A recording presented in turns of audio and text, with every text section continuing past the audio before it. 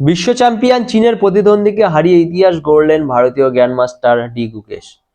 তিনি সবচেয়ে কম বয়সে বিশ্ব চ্যাম্পিয়ন হওয়ার গৌরব অর্জন করলেন। বলা বাহুল্য, এর আগে সবথেকে কম বয়সে বিশ্ব চ্যাম্পিয়ন হওয়ার গৌরব অর্জন করেছিলেন রাশিয়ার কিংবদন্তি গ্যারি কাসপারভ।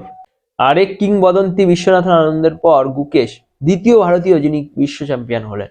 ক্লাসিক্যাল দাবা চীনা প্রতিদ্বন্দ্বী বিদায়ী বিশ্ব চ্যাম্পিয়ন ডিং লরেনের সাথে ভারতীয় গুকেশের লড়াই চূড়ান্ত উত্তেজনার পর্যায়ে পৌঁছে যায়।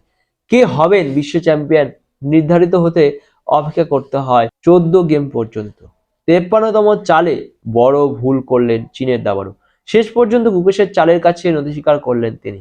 ইতিহাস তৈরি করে গুকেশ বললেন, আমার জীবনের সেরা দিন। ক্লাসিক্যাল দাবার 18তম বিশ্ব চ্যাম্পিয়ন হলেন গুকেশ।